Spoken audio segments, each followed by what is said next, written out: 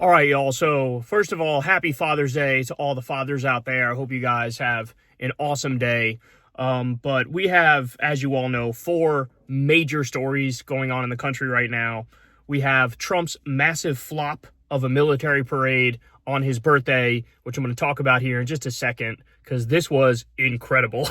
So we have that. We have the gargantuan No Kings protests that exploded all over this country yesterday. I mean, it really was a sight to behold. We'll talk about that as well. But then we also have war with Iran, which is only escalating, and we have the MAGA terror attack against Minnesota Democrats and the right flat out lying and gaslighting like crazy and knowing they were doing it every step of the way. So I'm not going to get to all those things right now. Definitely tune in to the show tomorrow because it's going to be much better than this small little segment. I'll have pictures, I'll have videos, it'll be much, much more detailed.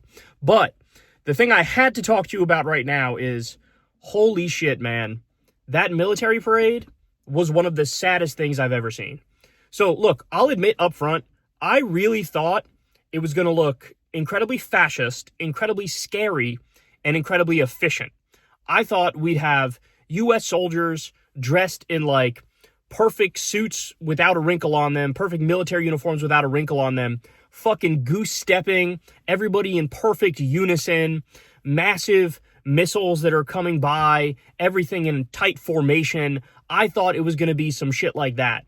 Instead, what we got was just flat out humiliating. It was one of the most embarrassing things I've ever seen in my life. So you had a bunch of U.S. soldiers, honestly, if I'm keeping it real, looking really schlubby, right? They had, they were walking just like totally normal, like normal dude walk type stuff.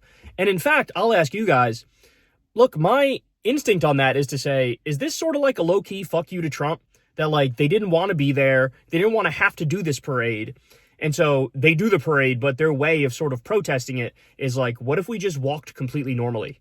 Like, we're not in unison. We're all just walking together. You know, only a few people even bothered to do the fucking salute when they walked by him. Like, just really, really incredible stuff. And then, oh my God, they had like creaky ass old tanks and shit. You had somebody who was literally carrying a drone, like carrying a little drone. What the fuck is that? Why would you not fly that bitch through? I mean, like, what the hell? And then I should also point out the logistics of this event were a catastrophe. So there's a great thread on Twitter of somebody who does like event planning and has set up things like this before. And he was going through every horrific mistake that they made. Just to give you a couple, there were these massive water jugs, but no cups to go with it. What? You had these like VIP bleachers, which were almost completely empty. I mean, you had like everybody who entered the area for the parade ended up going through like this one side entrance where there was a massive backup, but then another area that was open that nobody knew about, like you could get through easily. They had a Jumbotron that was fucked up and wasn't working properly. I mean, the whole thing was fucking amateur hour. And then, by the way, it was also like Coinbase was a sponsor. So like, you know, the crypto scammers are in corrupt deals with the Trump regime, as we all know.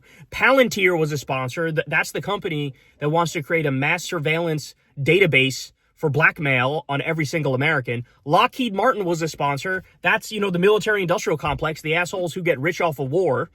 And oh, by the way, would you look at that? There's a massive war going on now with Iran that Trump just said we're likely to jump into. Okay. So, I mean, just what a failure. It was a failure at every level. Again, I thought it was going to be fascist looking and scary looking, and it would be like hyper efficient, and it would be, you know, almost like something out of a comic book or out of a superhero movie where like we're the villains and this is what it looks like when the villains are like firing on all cylinders. Instead, bro, this shit was like a Timu military parade. I mean, goddamn. So you have to tune into the show tomorrow because I'll have all the pictures and all the videos. I'll be able to break it all down for you in more detail. But so we have that. And then at the same time, y'all, at the same time, the No Kings protests were happening, not just all over the United States, in big cities and medium cities and small cities. There were also No Kings protests overseas. There was tremendous solidarity shown with the protesters all around the world. So the first estimates that I've seen is amazing, is 4 to 6 million people showed up. So, oh, and that's the other thing. I can't believe I forgot to mention this. I'm burying the lead. Basically, nobody showed up to Trump's fucking birthday military parade. They said they were expecting at least 200,000 people. About 100,000 showed up, like half of what they expected. And by the way, the area where they were in was so large that, you know, it was very sparse that you saw an actual person. It just looked sad. It just looked genuinely sad. It really is a sign of the incompetence of this regime and the decay of the American empire. I've never seen such a stark sign of that. Trump also looked really bad for some reason, really like raisiny and wrinkly, and he had that scowl on his face the whole time. But the No Kings protest, bro, all these videos, all these pictures, all these signs. I mean, this thing, shit, just the picture coming out of like Boise, Idaho, dwarfed the military parade. It's incredible. And I'll tell you what, guys, even though we have nothing but a whole bunch of horrible shit going on in this country right now, yesterday went about as well as it could for morale for the left and for liberals. Because it was, I mean, it could not have gone worse for Trump. That military parade could not have been more embarrassing. And the No Kings protest could not have been more inspiring. So many people out there, all of them standing up to the regime.